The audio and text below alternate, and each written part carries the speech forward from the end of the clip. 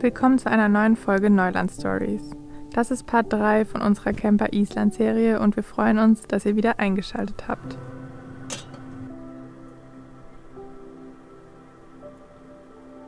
Guten Morgen. Ich weiß gar nicht, mit welchen Worten ich den Tag starten soll, außer dass er schon wieder mit dem schönsten Sonnenaufgang begonnen hat und wir unser Glück einfach gar nicht fassen können. Wir sind jetzt ein bisschen im Inland von Island, auf dem höchsten Bauernhof in Island. So betitelt er sich zumindest. Es gibt hier einen Campingplatz, der hat leider noch nicht geöffnet, weil unten die Wiese einfach noch mit einem kompletten Eisfeld belegt ist. Es sieht richtig, richtig schön aus, aber man kann leider nicht drauf parken. Deswegen sind wir jetzt hier oben auf dem Parkplatz. Sie empfangen trotzdem Wintergäste und sind einfach froh, dass der ein oder andere Campingplatz einfach im Winter offen hat und Camper empfängt. Wir trinken jetzt erstmal unseren Kaffee und Tee und dann geht's auch schon wieder los, weil wir können gar keine Pause machen. Das Wetter ist einfach zu gut. Hier haben wir eine kleine kranke Nase.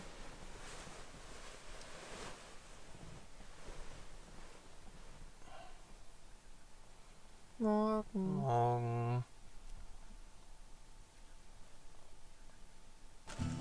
Wie fast jeden Morgen stärken wir uns mit ein paar warmen Toasts, Obst und Gemüse. Einfach und schnell.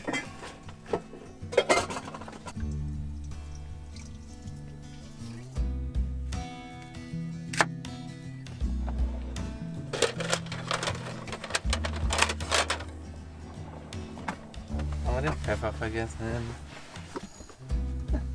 Campinglife ist nicht unser Laden, ne? Aber Salz haben wir. Wo geht's denn heute als erstes hin? Vulkan. Vulkankrater?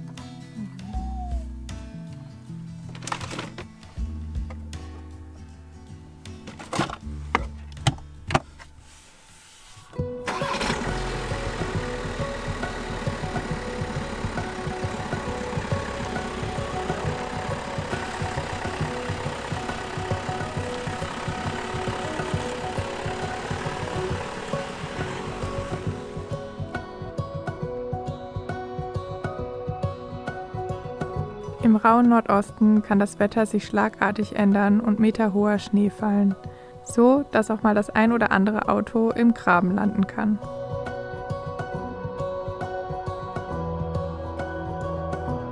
Wir genießen die Fahrt über die leeren und einsamen Straßen durch die fast mondähnliche, schneebedeckte Landschaft. Der Blick aus dem Fenster wird nie langweilig. Radio, Podcast oder Musik hören wir selten, da das Entertainment vor der Windschutzscheibe liegt. Ewige Weite aus Feuer und Eis.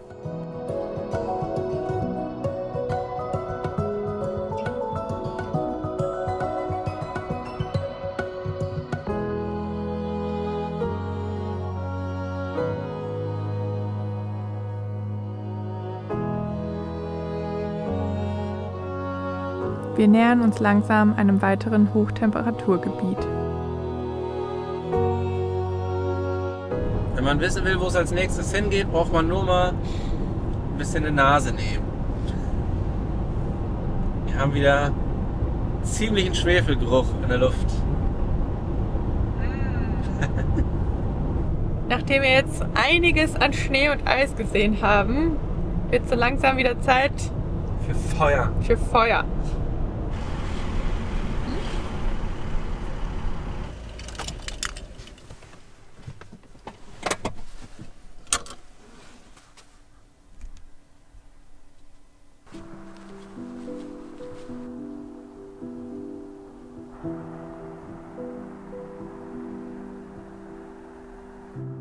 Kerir gehört zu einem der faszinierendsten und außergewöhnlichsten Orte in Island. Es ist wirklich ein geothermisches Wunderland.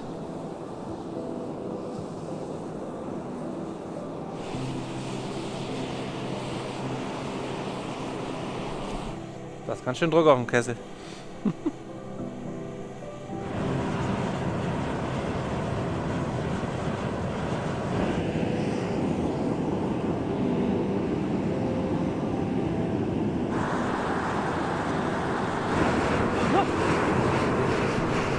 Das Gesicht würde ich nicht reinhalten. Das ist richtig heiß. Sobald man den Rauch anfasst, ich glaube insgesamt wird es hier bis zu 100 Grad heiß. Ja, ich halte es mal nicht zu lang rein.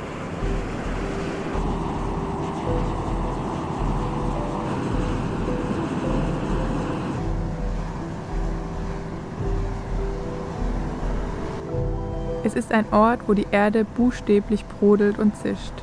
Wieder mal ist die Energie und Kraft der Erde so präsent und so spürbar. Das Gebiet liegt auf der aktiven Vulkanzone, die sich durch Island zieht. Um uns herum eine Landschaft wie von einem anderen Planeten. Überall dampfende Fumoralen, blubbernde Schlammbecken und die buntesten Mineralablagerungen.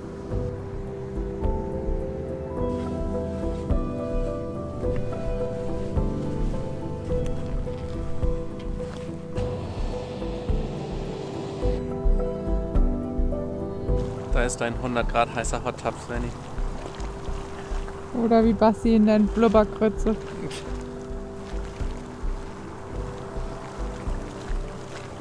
Habe ich das gesagt? Ja, hier ist die Blubberkrütze.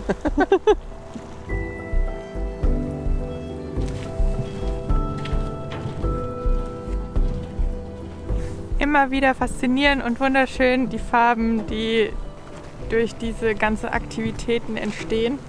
Ich würde gerne sagen, wir könnten stundenlang hier stehen und das beobachten, aber es stinkt. Svenny hat genug. Also wer die volle Experience haben möchte, wenn er jetzt dieses Video guckt und vielleicht ein verfaultes Ei zu Hause hat, einfach mal schöne Nase nehmen, schön tief dran riechen. Das ist gerade richtig fies. Gerade ist wirklich fies. Es ist auf jeden Fall hier ein paar Grad wärmer als auf dem Parkplatz. Die leuchtenden Orange- und Rottöne der Erde bietet einen spektakulären Kontrast zu dem Schnee- und grauen Himmel.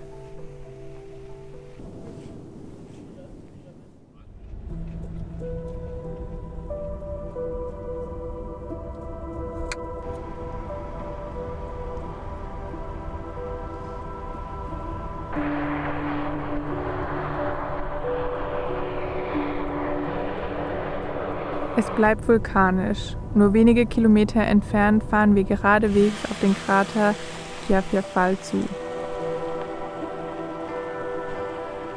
Man kann ihn schon von weitem erkennen, denn er ist einer der größten Tuffkegel der Welt und mit seiner einzigartigen runden Form ein absolutes Highlight schon von weitem.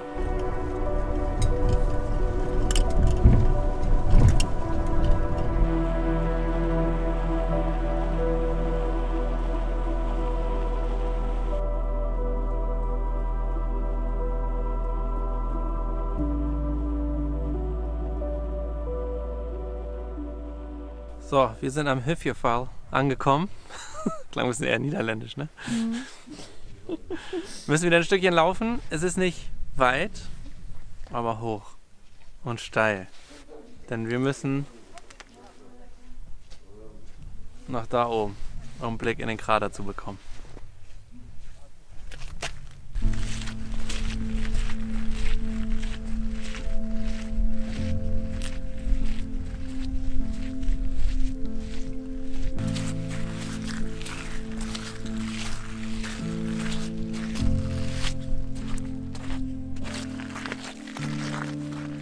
Und damit hätten wir auch unser Workout für heute. Die Steigung geht 20 bis 30% jetzt nach oben.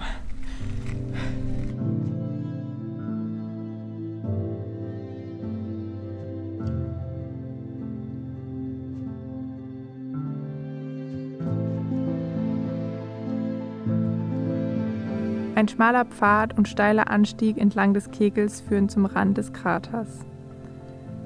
Wenn man mal rauszoomt, kommen wir uns so klein vor, so klein wie kleine Ameisen, die ihren Ameisenhügel besteigen. Nirgendwo ist der Ursprung unserer Welt so präsent wie in dieser Vulkanlandschaft.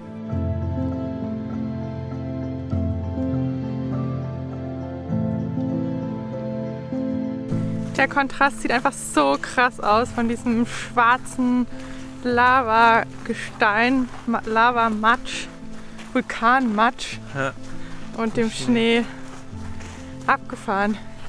Wir haben es nach oben geschafft. Ja. Und das letzte Mal ist dieser Vulkan vor 2500 Jahren ausgebrochen. Ich glaube, wir sind safe. Naja, die Magmakammer gibt's ja noch. Ah. Der Krater entstand vor über 2500 Jahren bei gewaltigen Wasserdampfexplosionen, als das heiße Magma unter der Erde auf Grundwasser stieß.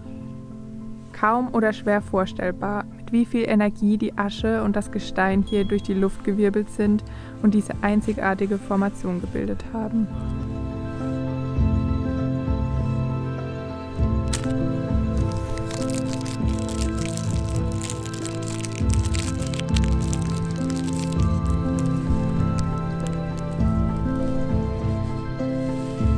Der verdiente Wandergipfelriegel.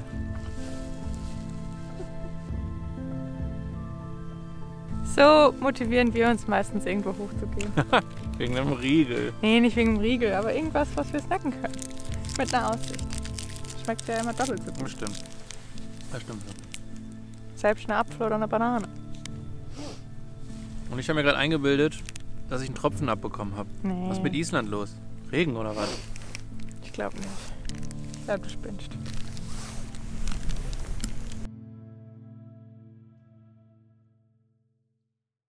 Und nach einem anstrengenden Anstieg braucht man, na, was?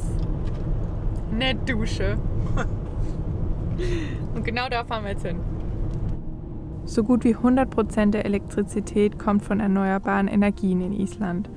9 von 10 Häuser werden geheizt von geothermaler Energie. Das Krafla Geothermalkraftwerk nutzt die Energie und ist in der Lage, 500 Gigawattstunden Elektrizität jährlich zu erzeugen und damit das größte Kraftwerk in Island.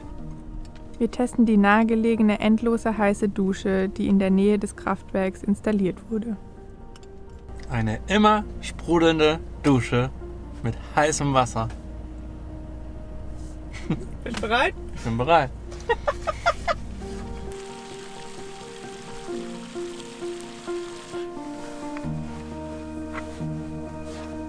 Zur Vorbereitung haben wir direkt mal die Heizung angemacht, damit wir es hier gleich muckelig warm haben. Denn auch wenn die Dusche da draußen warm ist wohl nicht schwer zu erkennen, dass da draußen noch Schnee ist und es draußen kalt ist.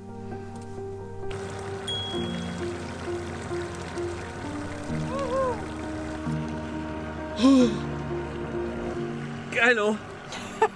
Aber kalt hier draußen. Muss unter der Dusche bleiben.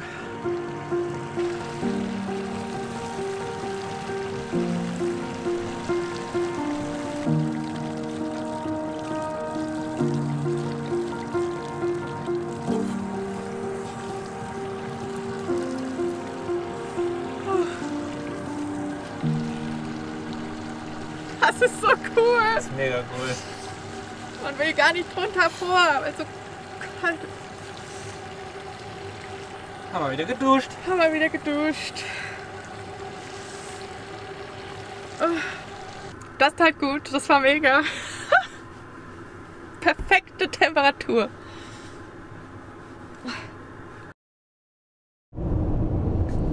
Unser erster Regen ist angekommen.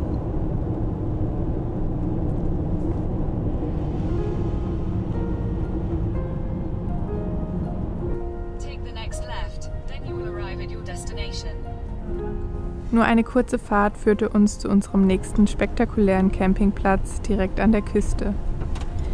Trotz, dass die Campingsaison noch nicht im vollen Gange ist, gibt es immer genügend Platz und Gelegenheiten, um das Campen zu genießen.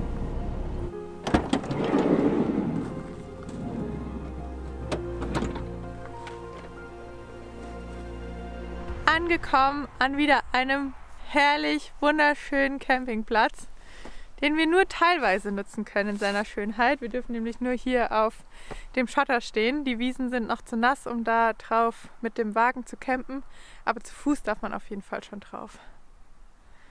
Direkt an der Küste, bisschen nördlich von Húsavík sind wir.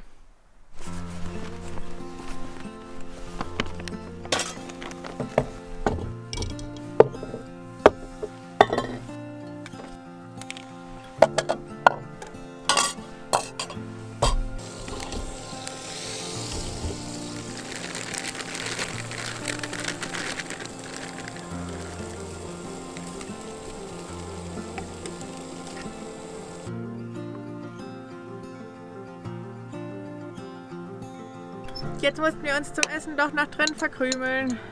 Die erste Portion haben wir noch draußen geschafft, aber jetzt haben wir unseren ersten Regen. Und irgendwie ist es gemütlich.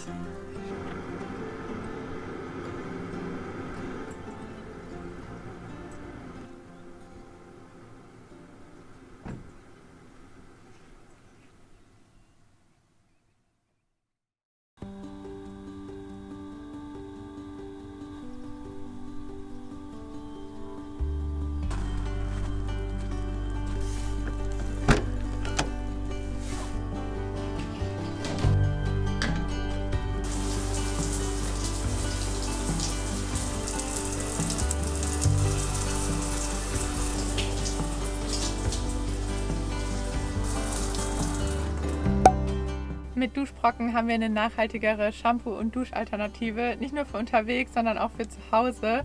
Mit dem Schaumschläger-Set sind wir zu Hause bestens ausgestattet und haben jede Menge Vorrat von unseren Lieblingsdüften, wobei so ein einzelner Duschbrocken bis zu 8 Wochen hält. Hier in Island sind wir nur mit Handgepäck unterwegs, deswegen haben wir das Travel-Set dabei mit den praktischen Duschbrocken-Minis. Und mit dem Code MINI-NEULAND bekommt ihr auf das Schaumschläger-Set die ganzen Minis kostenlos obendrauf.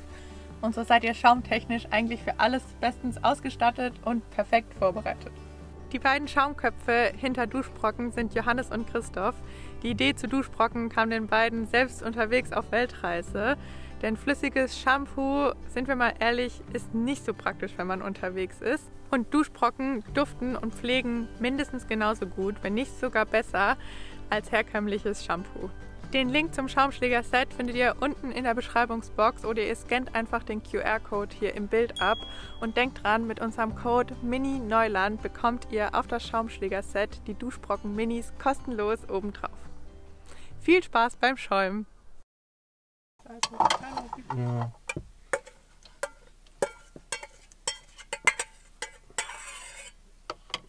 Die Vitamine nicht vergessen und so. Mhm. Oh, hier hängt noch was. Abfahrbereit. Wir sind irgendwie gefühlt oft die Letzten, aber wir brauchen morgens einfach ein ordentliches Frühstück, weil über den Tag, wenn so schönes Wetter ist und wir so viel machen wollen und um jede Ecke irgendwas Neues auf uns wartet, vergessen wir oft einfach zu essen. Und wenn wir dann nicht ordentlich gefrühstückt haben, no bueno. Außerdem sind wir gar nicht immer die Letzten. Geht's los? Alles dabei? Yes. Wo geht's lang? Zum nächsten Wasserfall natürlich. Aha. Ist der rechts oder links? Links. Ja.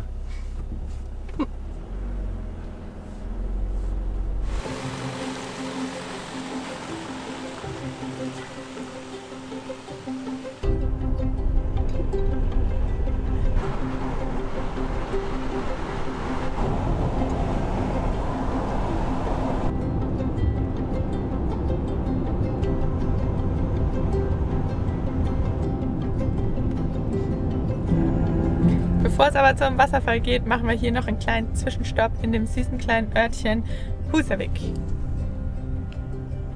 Húsavík. Húsavík.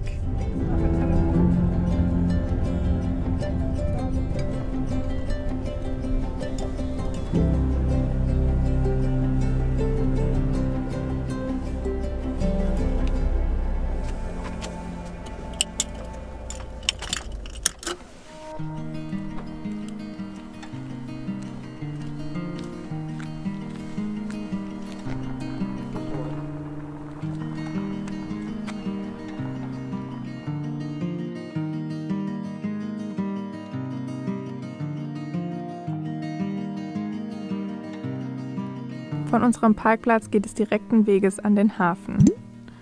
Húsavík wird oft als die Hauptstadt des Whale-Watching in Europa bezeichnet. Im Sommer gibt es meist eine Garantie auf Walsichtungen. Die sanften Riesen halten sich vor allem in den warmen Sommermonaten in der Bucht auf und sind oft sehr unterhaltsam und einfach einzigartig zu beobachten. Húsavík ist der Place to be für Whale-Watching-Touren. Also wer in Island Wale sehen möchte, muss hier in diesen kleinen Ort hochkommen. Oder natürlich, wie wir Glück haben und sie von Land aus sehen. Aber ja. Eine Tour machen wir nicht. Eine Tour machen wir heute nicht. Auch wenn das Wetter und die See ist so spiegelglatt. Ich glaube, da würde noch nicht mal ich seekrank werden. Aber es hat natürlich auch seinen Preis. Und wir haben die letzten Jahre einige Wale sehen dürfen. Und mit deshalb, Tour, ohne Tour. Mit Tour und ohne Tour. Und deshalb ersparen wir das mal unserem Geldbeutel, sagen wir mal so.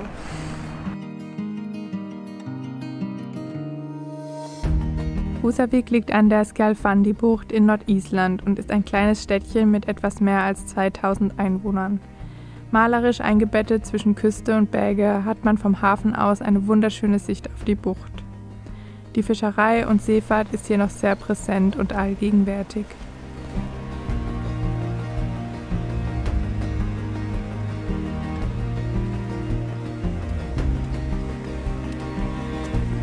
Im Mittelpunkt des kleinen Ortes befindet sich die wunderschöne Holzbaukirche aus dem Jahr 1907.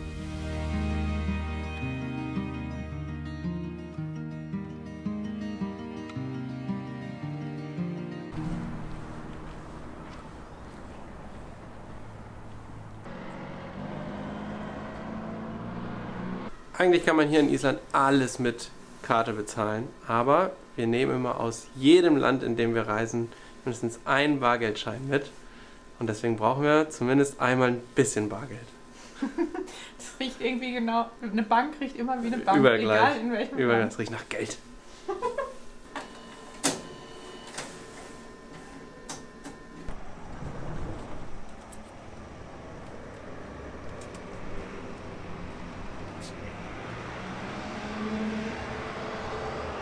Sieht lustig aus. Was ist der kleinste? No. Nee. Der größte. So.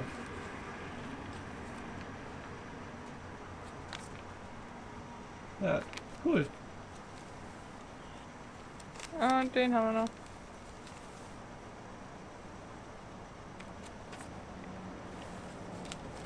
Sehr gut, haben wir das auch. Ja. Gucken wir mal, wie die anderen noch aussehen. Ein paar kleinere. Mit einem kurzen Spaziergang hat man das kleine Städtchen schnell erkundet und kann sich in eines der kleinen Cafés setzen und wenn man mit dem Wetter Glück hat, wie wir, die Sonne draußen genießen.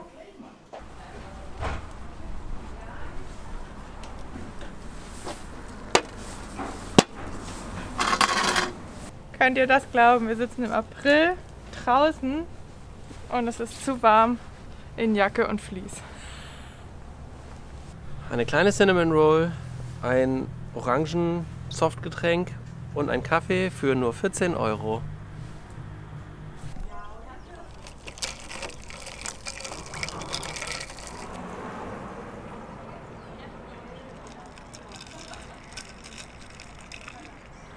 Iced Coffee in Island im April. Es klappt uns keiner, wenn wir das erzählen. Ist das dann eigentlich auch Eskaffee? Irgendwie schon, eigentlich schon, ja.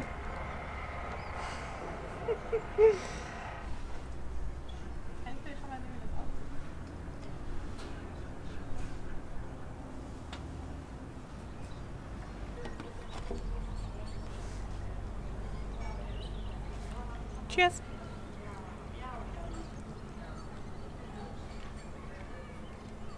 Ist eine gute Zimtschnecke.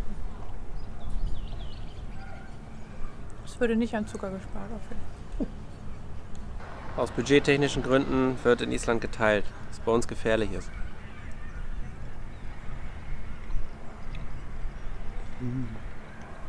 Die ist echt gut. Ich dachte, sie wird trocken, aber ist sie gar nicht.